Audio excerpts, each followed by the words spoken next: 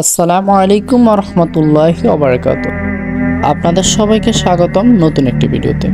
আজকের ভিডিওর টপিক কি তা আপনারা টাইটেল ও থাম্বনেল দেখে বুঝছেন। তা হলো অভিশপ্ত 14 ফেব্রুয়ারি। চলুন ভিডিও শুরু করা যাক। ইসলামের 14 ফেব্রুয়ারি বলতে কিছুই নেই। প্রকৃত অর্থে পশ্চিমা দেশে 14 ফেব্রুয়ারি বিশ্ব ভালোবাসা দিবস বা ভ্যালেন্টাইন ডে পালন করা হয়।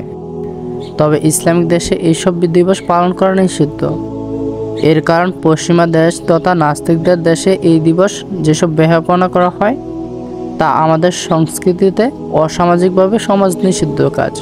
ইসলাম সর্বদা হালাল সম্পর্ক যেমন স্বামী স্ত্রী সম্পর্কে সাপোর্ট করে, কিন্তু এই ভালোবাসা দিবস যেমন মেলামেশা মানুষ করে তা সম্পূর্ণ ইসলাম বিরোধী কাজ।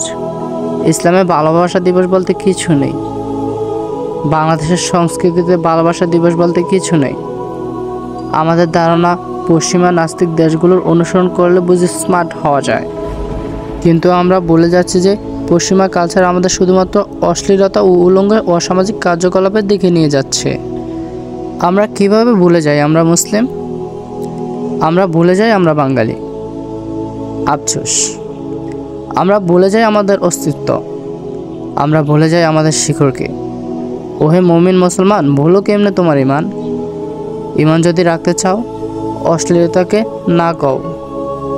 কিভাবে আমি নাস্তিকদের অনুসরণ করি যাদের অস্তিত্ব আমাদের জীবনে নেই? আমরা বলে যাই সব কিছুর বিচার হবে, বলে যাই শালীনতাকে, গ্রহণ করি অশ্লীলতাকে। হে যুবক, তুমি যে ধর্মেরই হও সবার আগে বিবেককে জিজ্ঞেস করো। তুমি কিভাবে সুস্থ সমাজে অশ্লীলতাকে প্রেজেন্ট করছো? তবেই তুমি পেয়ে যাবে কি তোমায় করতে হবে। আমাকে একটি সমাজ দাও, আমি তোমাদের অশ্লীল সমাজকে শালীনতায় ফিরিয়ে আনব। আমি তোমাদের ঘৃণা করি তোমরা যারা বেহায়া দিবসকে পালন করেছো।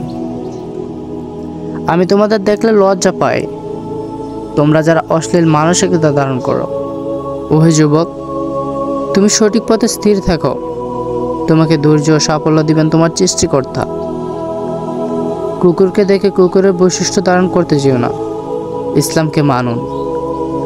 কারণ ইসলাম শুধু মুসলমানদের না, ইসলাম সারা বিশ্বের, ইসলাম সকল মানুষের। ইসলাম শান্তি, ইসলাম মানেই শুধু শান্তি। আল্লাহ আমাদের সবাইকে সঠিক বোঝার তৌফিক দান করুক। সবাই ভালো থাকবেন। আল্লাহ হাফেজ।